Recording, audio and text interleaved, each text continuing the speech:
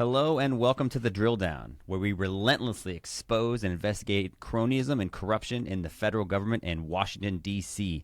Normally, the first voice you hear on this program is Peter Schweitzer's, but Peter is gone. Now, he's coming back, I promise. There's much too much government corruption to investigate, but it's the summertime, and while he might not be a Northeastern elite, Peter Schweitzer is an accomplished author in his own right. And so while the Northeastern elites may go to Martha's Vineyard or the Hamptons, Peter Schweitzer is getting some well-earned and deserved R&R, but he will be back soon. In the meantime, because of the number of breaking news stories that continue to unfurl as it relates to one of the main topics of our investigations, Hunter Biden specifically, we have a lot to talk about today. And so to join us is Seamus Bruner. He's the research director at the Government Accountability Institute. He's chronicled many problems both with the Biden family and the Department of Justice. And that's important because what we're here to talk about today is the way that the Biden scandal has evolved into a Department of Justice scandal. And Seamus Bruner is perhaps as well equipped as anyone in the country to talk about it. Seamus, how you doing? I'm doing great, Eric. It's always good to be here. That's right. Now, we have many new things to get to. We've had news from the House Oversight Committee. Chair James Comer has pledged breaking news to come, big revelations. They've got 2 more bank accounts that they've looked at. They're going to be interviewing witnesses, including Devin Archer, Hunter Biden's former business partner. He'll be testifying to the committee, I think, in the coming weeks. But we, I think, have to start with some new things that have happened in the last week. We have new whistleblower revelations. We had a whistleblower go missing, and then we had that missing whistleblower be charged by the same Biden Department of Justice that we think continues to offer 2 different forms of justice, those to the people on the inside and those to the outside. What do you make of these new charges that this missing whistleblower is facing? Yeah, Schweitzer's not the only guy on the run. This guy, Gal Luft, he is hiding out, and last night the charges were formally announced. It's a combination of acting as an unregistered foreign agent, working with a Chinese energy company. Sounds like charges that Hunter Biden ought to be facing. And we should point out that the Chinese energy company that the guy left, this guy who's facing charges by the Biden Department of Justice, is the same Chinese energy company that Hunter Biden has done business with and allegedly sent this WhatsApp message to an executive with, or at least an employee with. And we're going to talk more about that later on in the program. But so we've got this guy, Gal Luft, and he's missing. He's been charged. And I think that that's notable because, as you noted, he's kind of been accused of doing literally the same thing that Hunter Biden's been accused of doing, correct? Yeah, that's exactly right. And so the question now is Gal Luft making these accusations against Hunter Biden because he's trying to muddy the waters, and he knew that his charges were coming, so he thought, well, if I start making accusations against Hunter Biden, maybe this will look like a political persecution. But what we're doing right now is following up on all of these claims that he's making, and they're pretty serious claims, and we'll get into them. But we're following up on them, and we're independently verifying them from third-party sources. And so far, we found that the claims are not all that extreme based on what we've previously reported. We should also point out that unlike Hunter Biden, who had no international business track record to speak of, Gal Luft actually is somebody who has done things. So let's talk about who Gal Luft is. Well, Luft claims that in 2019, March 2019, he met with the Department of Justice and FBI in Brussels, and that he told the FBI and DOJ officials that he met with that Hunter Biden, CEFC, the Chinese energy company, are up to no good. And he had not heard back from them. So he thought, maybe something would come of this. The following month, Joe Biden announces his candidacy for president, and he never heard back. They never followed up with him until he was arrested in Cyprus, which is why he's missing. So he gets out. He's not missing. He's in hiding. So he hasn't been Arkansas-sided or Wilmington-sided yet, but he is on the run. No one knows where, because he skipped bail after being arrested in Cyprus on charges that sound like the charges Hunter Biden should be facing. Foreign agent. Dealing with the Chinese energy company, CEFC, who had this guy, Patrick Ho, who was an arms dealer. They say Luft is involved in some form of arms trafficking. He denies all the charges, says it's politically motivated. But yeah, he's making some pretty big claims, and he's naming names. And he's put out a video in which he, I think, alleges some of the things that you just alluded to. The fact that he was detained in Cyprus is interesting and notable in its own regard, and we'll get to that in just a second. But I think that because there's so many different businesses and there's so many different sort of avenues or angles to this web that Hunter Biden and his relatives have constructed and concocted to make money off of the Biden family name, the fact that Gal Luft put out a feeler or warning about CEFC specifically, I think, is insightful. This is this Chinese energy company, because remember that one of the revelations from the House Oversight Committee recently, or actually one of the revelations that the IRS whistleblower kind of came forward with, is this WhatsApp message, which was given to an employee of CEFC. So this is two different whistleblowers, one saying, hey, here's a message that Hunter Biden's allegedly delivering with his father right next to him to somebody connected to this business. You've got another whistleblower now saying, hey, there's some potentially problematic behavior between the Bidens and this Chinese energy company. I mean, that's among the things that the House Oversight Committee should be paying attention to, right? Yeah, absolutely. I mean, this guy Luft is sort of like another Tony Bobolinsky. I mean, Tony Bobolinsky had more meetings with the Bidens. When you have to tell people who Tony Bobolinsky is, just because, again, like the names, like you know them incredibly well. People like driving down the road, listening to podcasts in between, kids screaming at him in the back seat. Who? Bobolinsky who? Yeah, Tony Bobolinsky is probably the first major Biden whistleblower, the guy who was in business with the Bidens. He was involved in the CEFC, China energy dealings. He met with Joe Biden, he claims. He talked repeatedly with Hunter Biden. He provided us with his text messages. So we've got these various whistleblowers, plus the Hunter Biden laptop, plus government documents that allow us to put together this picture.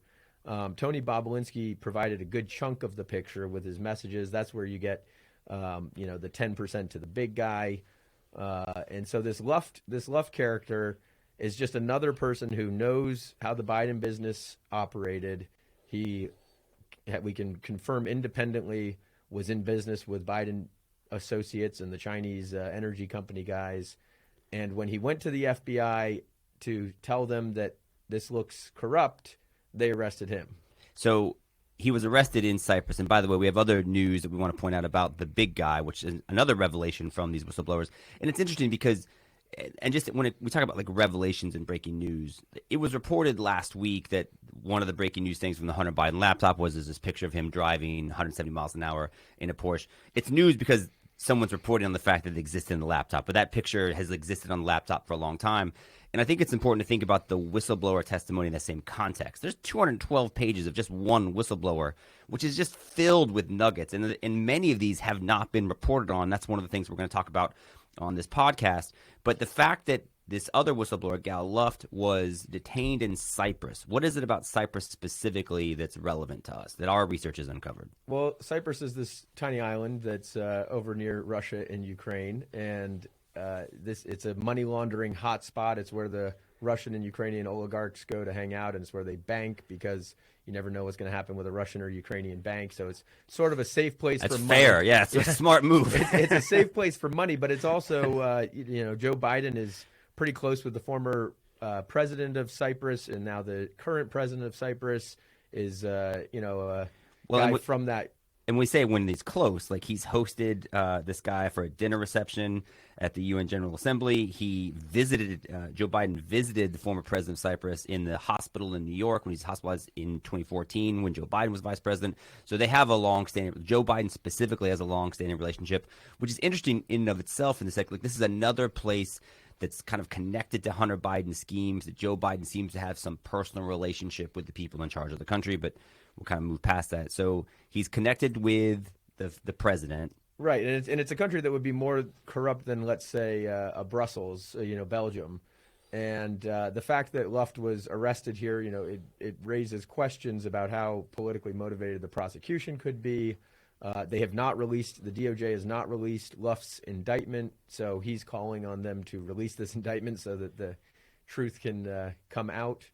And it'll be interesting to see what sort of evidence they have, or are they really just trying to shut him up because he's now talking and naming names. And so this is why it becomes a problem. And this is why we say the Biden scandal sort of evolved into a justice scandal, because you can no longer trust that Lady Justice is blind and being an equal and just arbiter of fairness, because we now have mounting evidence to suggest that justice is increasingly one-sided. It was reported this morning, in fact, that we now know that FBI agents shut down investigations into Chinese-related activity connected to House member Eric Swalwell and Dianne Feinstein.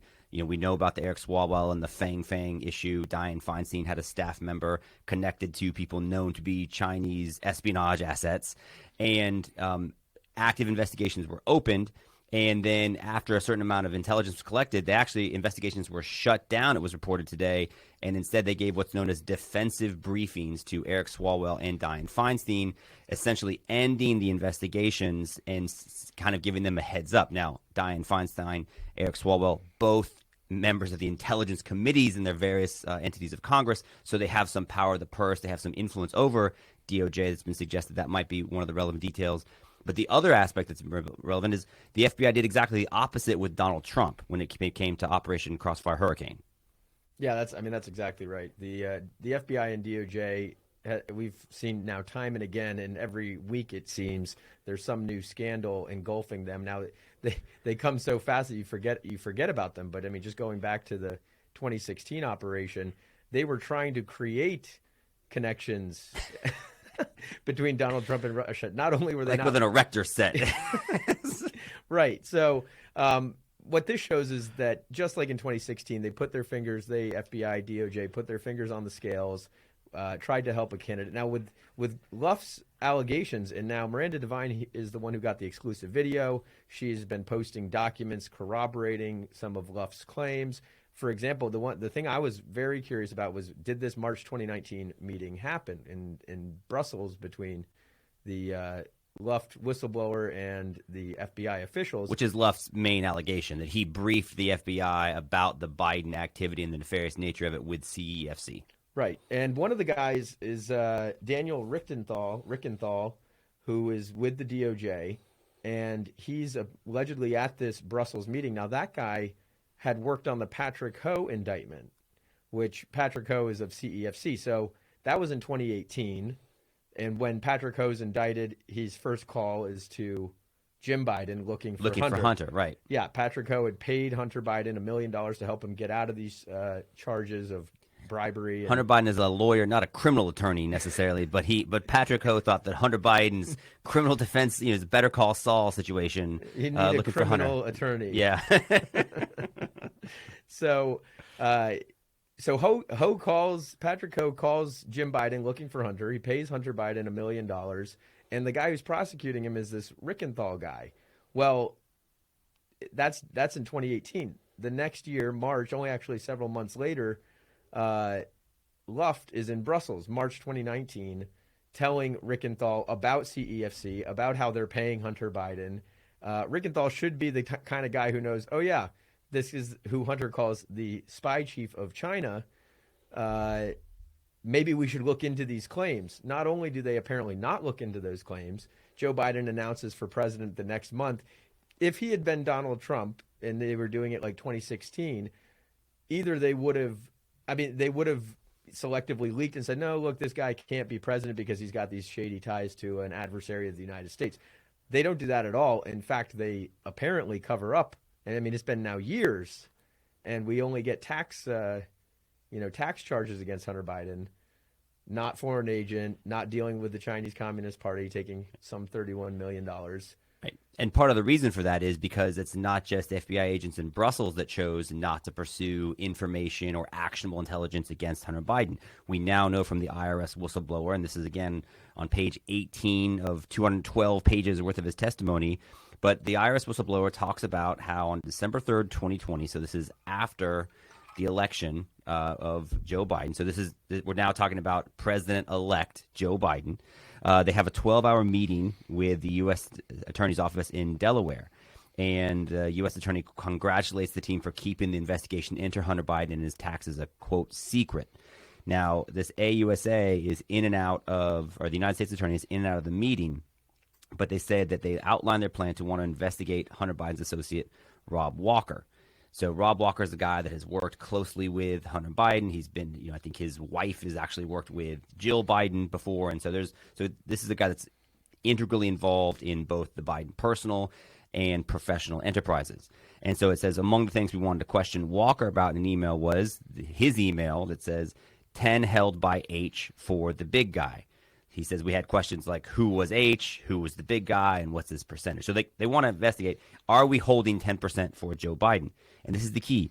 But the assistant U.S. attorney interjected and said she did not want to ask about the big guy and said that she did not want to ask questions about, quote, dad. When multiple people in the room spoke up and objected that we had to ask, she responded, there's no specific criminality to that line of questioning. So he goes on to detail the fact that they would eventually meet with only Rob Walker. Secret Service prevented them from being able to interview Hunter Biden because the FBI essentially tipped off the Secret Service that they were going to come by the house to talk to Hunter Biden, and the Secret Service. And then Hunter Biden says, well, you can talk to my lawyer, ending the FBI's plan to investigate Hunter Biden. But they were able to eventually talk to Rob Walker. And in that investigation, Rob Walker confirmed for them that they did, in fact, meet with CEFC officials at a Four Seasons, and the fact that the big guy was Joe Biden. And yet nothing else was pursued after that. Yeah, I mean, it's comical. You know, you got to laugh or else you cry because it's just so plainly corrupt. In 2016, you had, a couple, you had these names, James Comey, McCabe, Rosenstein, et cetera. I mean, I'm looking at 15 new FBI and DOJ officials who are also covering it up, and like saying, no. Don't ask any questions about the big guy. Don't ask questions about who H is, dad. Who's dad? We don't know. Why do we need to know that? There's nothing criminal there. Yeah, there's nothing criminal there, only the selling out of the country and potential massive bribery charges. And listen to what else they got from, again, Hunter Biden business associate. God, it's like basically part of the Biden family. Rob Walker says, yeah, we were at the Four Seasons and we were having lunch and Joe Biden stopped in and just said hello to everybody. I don't even think he drank water. I think Hunter Biden said, I may be trying to start a company or try to do something with these guys, and could you? And he was like, yeah, if I'm around, I'll show up. So the FBI agent then, because he's doing his job, asked this follow-up. So you definitely got the feeling that that was orchestrated by Hunter Biden to have an appearance by his dad at that meeting to just kind of bolster your chances to making a deal work out. Rob Walker says, sure. And he says, and at any times when he was in office, or did you hear Hunter Biden say that he was setting up a meeting with his dad, with them, while dad was still in office? Rob Walker says, yes. So they get confirmation from Hunter Biden's business associate that Hunter Biden is setting up meetings with his business partners, with his vice president dad, while his dad is still vice president. And this is all information that comes out after Joe Biden has now been elected to president. Therefore, the FBI chooses not to follow it up. Yeah. His business partners, his Chinese Communist Party business partners who are tied to the highest levels of military intelligence. I mean, CEFC, you got Yi Jianming, you've got Patrick Ho. This is not just some random Chinese businessmen. They're tied to Chinese intelligence. And what that really means is Joe Biden, the whole Biden family are completely compromised by China. That's the first point. And like you've said, this the new revelations bring this so much bigger than just a Biden family scandal. We've known, it seems like week after week we talk about the 31 million from the highest levels of Chinese intelligence. We have the money. We have the bad guys who are giving the money. We have the meetings. Joe has always said, "Oh, I never met with. We never talked to. Whatever." We have more examples than we can count of that being a huge lie. And so we've got smoking guns on the Biden family taking money from America's enemies. At this point, you have to wonder, why has nothing been done? And that is why it's now a DOJ and FBI scandal, is because not only are they looking the other way, they're actively covering it up, and they're misdirecting, and they're selectively leaking to hurt the people who are making allegations against the Bidens. They're hunting down FBI whistleblowers. I mean, Tony Bobulinski, he's worried, and as any Biden whistleblower ought to be worried, because, Gail Luft is in hiding, and after being arrested, and detained in a foreign country. Right. I mean, he's facing, I think he said 100 years in prison. So these IRS whistleblowers claim they've been retaliated against by the IRS. Yes, exactly. So you look at anybody who's gone to the FBI and the DOJ trying to get some justice or even a fair investigation, and they're targeted, they're threatened. That's why this is no longer just a Biden scandal. It's a Justice Department scandal. And until there's some accountability at the Justice Department, people wonder, why hasn't Hunter been locked up? It's because the FBI and DOJ are working to protect him. And oh, by the way, that's one of the reasons why the House Republican Oversight Committee is now targeting, I think, specifically the DOJ and the FBI, because I think that their investigation into Hunter Biden has now broadened into an investigation into the Department of Justice. I think they understand as well as anyone that it is no longer just a Biden scandal. It is a Department of Justice scandal. You know, I was in Ohio recently, and somebody asked me, they said, so who's really running the country, right? Because it's probably not Joe Biden. So who is running the country? And my answer, and I don't know what your answer is, but I sort of said, well, maybe it's all the activist attorneys that the Obama administration put into the Justice Department and put into the other branches of government, right? I think Eric Holder on down, they started to leverage and weaponize the IRS. They started to leverage and weaponize DOJ. And this is what we're seeing as a result of that. This is why you have IRS whistleblowers coming forward. It's why you have FBI whistleblowers coming forward. It's why you have people being detained in foreign countries. And so I think that's actually where the House Oversight Committee becomes so incredibly important, because they now need to investigate not only what the Bidens have been up to, and they are doing that. They're obtaining new bank accounts. They're obtaining potentially phone records off this phone that's connected to Joe Biden. They're interviewing, I think, scorned former business associates of Hunter Biden, like Devin Archer and like some other people. And so once you kind of get there, then it becomes, okay, well, if all this information was available, how come nobody did anything about it? How come you didn't even talk to some of these guys? How come you're tipping off the Secret Service and not actually interviewing Hunter Biden? By the way, that's one of Hunter Biden's favorite moves. When he left a rental car filled with drugs and other paraphernalia, he went into hiding at a rehab facility, and the local law enforcement officials tried to contact him, but they were stopped once again by the Secret Services back in 2016. So, I mean, so this is kind of his business model. But yeah, so I think that's one of the reasons why I still have hope, because I think that the House Oversight Committee is actually doing the work that the Department of Justice has shown relative no inclination to do. Yeah, that's right. And it's becoming increasingly clear that Jim Jordan's weaponization committee, which is, heretofore focused on, school board meetings and the DOJ targeting parents as domestic terrorists, I think, they should be all full court press on this FBI DOJ cover up of the Biden crime family. And there's really two things that we need to see right now, because it appears ahead of 2024 that the FBI and DOJ would like to influence yet another election, the 2024 election, by protecting both Hunter Biden and Joe Biden. And so we have not seen, it's kind of interesting how they use these investigations, and Hunter Biden uses the potential of investigations. They say can't speak on matters that are under investigation. So Hunter Biden just pled guilty to these tax charges, right? But it hasn't closed out the investigation. Why not? So that allows the DOJ to say, oh, wait, well, we can't answer any questions about that because it's an ongoing matter. Yet Hunter Biden is able to go out and say, oh, case closed, everybody move along. I pled guilty. You've gotten your pound of flesh, even though he's not going to jail or anything like that. Which is why they want their cake and they want to eat it too. So that we need to see the plea agreement, because that would tell us, if Hunter Biden has pled guilty, you can't just have a blanket immunity, which is what he's claiming. Everything is case closed. You can't look at me for foreign agent or anything else. In that plea agreement, it's going to tell what specifically he traded, a plea of guilt for. Where does the investigation end? Is it truly over or not? And where are they looking further?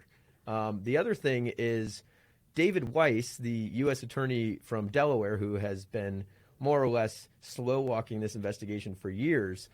He says he has absolute authority to investigate various crimes, and he's saying that he's the one who is saying that this investigation into Hunter Biden is ongoing. Where does he get this authority? There should be a memo from the DOJ, from Merrick Garland, saying you have the right to go look into, California tax crimes, or you have the right to look into the other stuff that Hunter Biden has been accused of.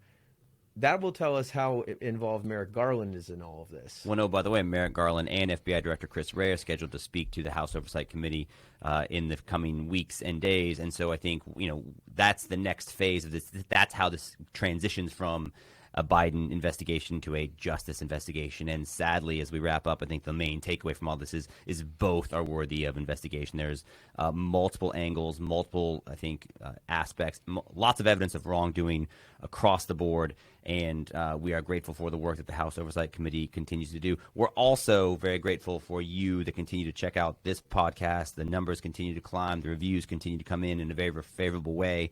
And we very much appreciate it. This matters, right? And I know people get frustrated and think, okay, well, here's more evidence of wrongdoing. But what's happening, I think the fact that you now have people coming forward and you have people with subpoena authority like the House Oversight Committee that can do things with it. This is a very real story, and it's maybe the most important story happening in the federal government at this time. And, we've been fortunate to be on the cutting edge of it all along, people like Seamus, people like Peter Schweitzer. And so we're going to continue to cover this and follow it because it's too important not to. So Seamus Bruner, excellent job as always. I know you'll be back in the mill, continue to sort and sift through all these details. I'm Eric Eggers, and we thank you for continuing to join us at thedrilldown.com, where you can find this and other podcasts. So thank you very much for listening, and we'll be back with more breaking news next week.